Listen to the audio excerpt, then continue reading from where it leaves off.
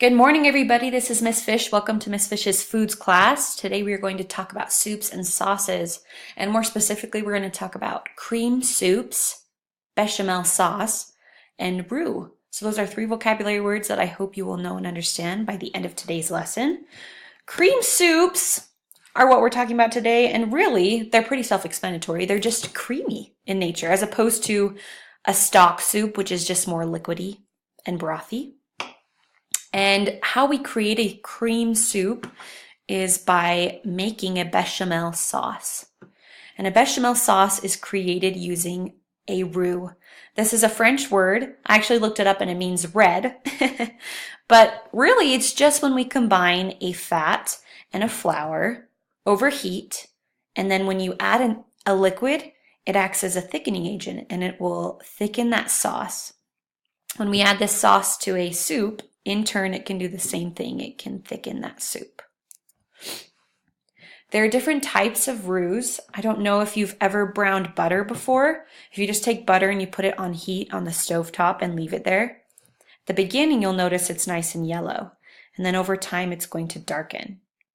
Same thing happens to a roux. When you combine a fat and a flour over heat, if you leave it there for a short amount of time, it's going to be lighter in color and white. So maybe 3 to 5 minutes, it'll be a white roux.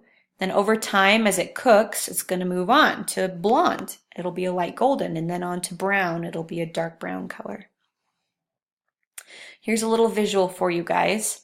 A roux in our bechamel sauce is combining fat and flour, right? But I don't want you to think that the only fat you can use is butter. You can use any type of fat. You can use Crisco. You can use bacon fat, which has some really great flavor. You can use oil. Any type of fat combined with a flour can act as a roux or a thickening agent in a bechamel sauce. Another thing I want you to know, when you're creating your sauce, you can get it thicker or thinner depending on the ratio of flour that you have. You can see in this table here, if you want a thinner consistency, you're going to put less flour. And if you want a thicker, you're going to put in more. As you create your roux, this is just a tip. I don't want you to add the flour directly to super hot liquid. You don't want to have a soup later on, right? And you're eating a bite and you get this giant chunk of flour. That's not good. You don't want lumps. So a few things you can do to not have this happen. Get yourself a whisk, something that's going to break it down.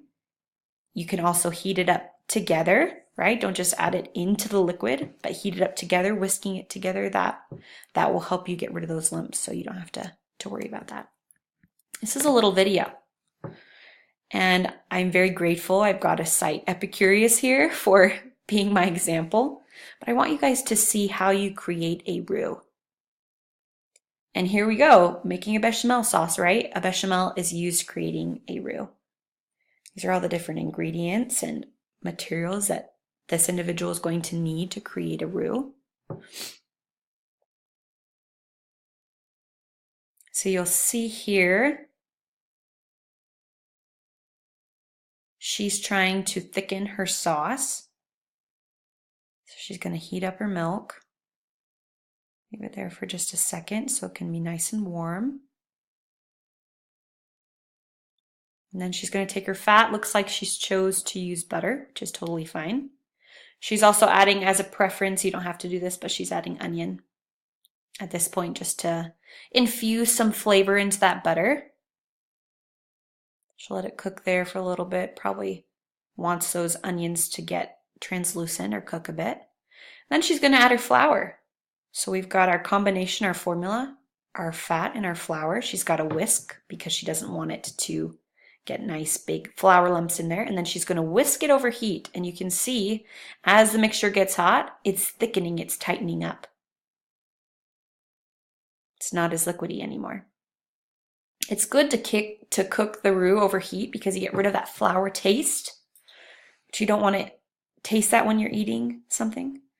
She's going to add a little bit of that warm milk at a time into the roux mixture. She's also adding some salt just to give it a little bit of flavor. Some pepper.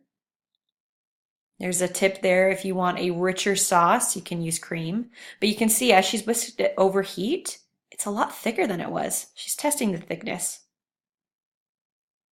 And from here, you can create any number of sauces from that bechamel. You can add cheese, right? You can add some herbs. Make yourself a nice dipping sauce, or you can add it to a soup to thicken it. So there's our finished product. I hope you enjoyed our discussion today, and I'm excited that you now know more about cream soups and how we can thicken it using a bechamel sauce and a roux. Have a great day, guys.